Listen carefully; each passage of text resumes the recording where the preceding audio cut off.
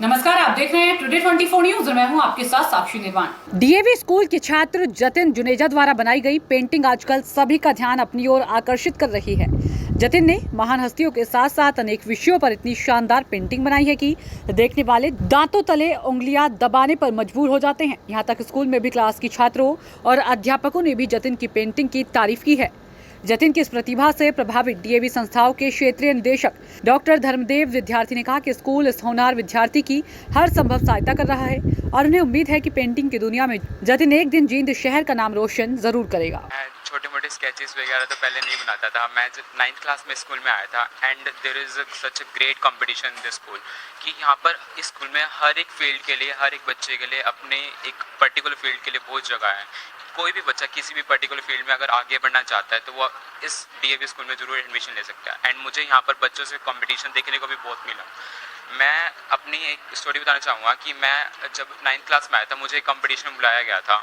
तो वहाँ पर सच वहीं पर हमें बैठ के एक पेंटिंग बनाने के लिए कहा गया। तो उस टाइम पर ना मेरे से नहीं बनी। तो मैं वहाँ पे बहुत ही मतलब मैं बहुत ही गिल्टी फील कर रहा था कि मेरे से क्यों नहीं बनी, क्योंकि मेरा मजाक उड़ रहा था। दैन सडनली जाके ही मैंने घर पे अपनी स्केचिंग्स वगैरह शुरू करी, पेंसिल्स वगैरह उठा ली। उस टाइम पे मुझे ग्रेड्स पेंसिल्स के बारे में या अदर मटेरियल्स के बारे में कोई नॉलेज नहीं थी। बट सडनली जैसे मैं बनाता गया, मुझे इंप्रूवमेंट मिलती गई। मैंने यूट्यूब से भी सीखा, कुछ अपने टीचर से भी सीखा कैसे गलतियों को अपने इम्प्रूव करना है। तो ऐसे ही मेरी ज़ील अपनी बढ़ती गई और मैं अपने अब मैं +2 में हूँ, तो अब मेरी पेंटिंग्स प्रैक्टिस से ही इम्प्रूव हुई हैं। तो मैं हर किसी को कहना चाहूँगा कि अपनी प्रैक्टिस, आप किसी भी पर्टिकुलर फील्ड में अगर आगे जाना चाहते हैं तो उसे रोज़ाना या कभी ना कभी प्रैक्टिस में ज़रूर लाएं, तभी आप अपने मुकाम को हासिल कर पाएंगे।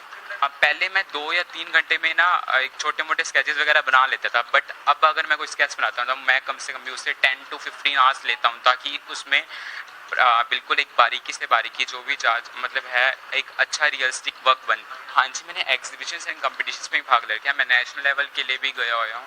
मुझे स्टेट लेवल पे प्राइज़ और नेशनल लेवल पे प्राइज़ मिले हुए हैं। हाँ, तो मैं यहाँ पर भाग लेता रहता हूँ और ऑनलाइन भी जो कॉम्पिटिशन्स वगैरह आते रहते हैं।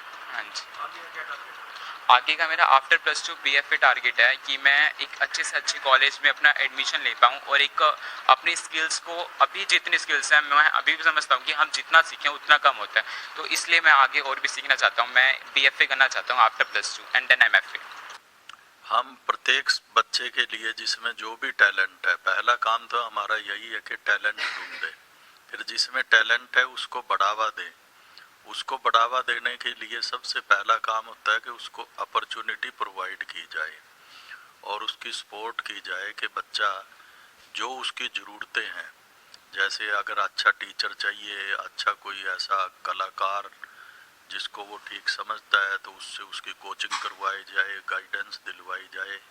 और उसमें अगर उसे किसी आर्थिक मदद की ज़रूरत है तो वो भी हम प्रोवाइड करने की कोशिश करते हैं।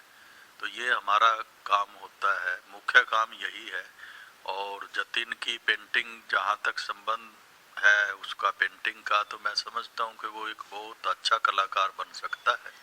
उसमें प्रतिभा है और हाथ की बड़ी सफाई है उसमें, आपने देखा होगा उसकी जो है। तो हमें आशा है कि वो एक दिन बड़ा कलाकार बनेगा।